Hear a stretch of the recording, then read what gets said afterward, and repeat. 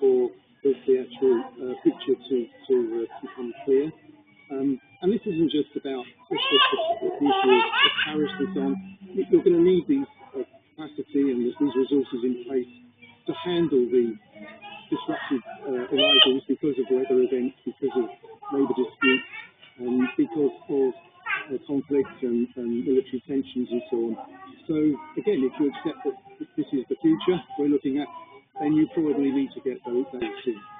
One of the things that I think is really encouraging, and I'm really pleased to be involved in this podcast, is because I do see carriers leaning in to this business and looking to work with their customers, because shippers are so reliant on the kind of information that Sarah's been describing to help to make those evaluations and to pass on that information down the chain and into their business. So we're in this together, and I think this is a great example of how we could and should be cooperating. A colleague of ours likes to say, trade like water will find a way. And I'm wondering how you would respond to that, given the uncertainty that you said, the people in the Global Shippers Forum and the different logistics stakeholders that you work with. Do you agree? Will trade like water find a way eventually? Absolutely find a way. It will find a level as well. So when the tariff rates are crystallised, and let's not forget there may well be reciprocal tariffs from other trading nations, some of them are threatened.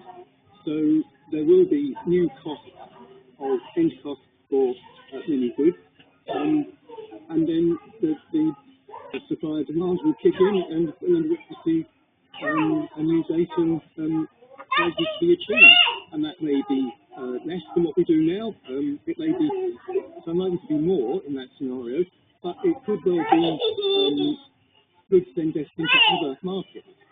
So if certain markets become closed or unattractive, then as we've already seen, there's new opportunities are being sought in other markets with perhaps lower tariffs or more friendly approaches. So yes, that's a really good analogy. It will not only find a way, it will find a level. And that's what I think we're all trying to understand, where that level might be right now.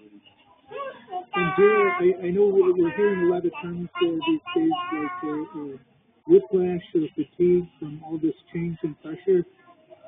Some of our customers, are we advising them to kind of take a wait-and-see approach, or to be more proactive and already start rewiring or thinking their manufacturing footprint and their supply chains? Maybe you can talk a little about that. Yeah, thank you for the questions. And actually, we will not ask or advise the customers just to wait and see. I think more important is you feel before even there's uncertainties for the prices, but still there's something for the business you can do it now. For example, the purchasing, and also we see it quite effective one is ensure that you have a timely risk visibility and insight.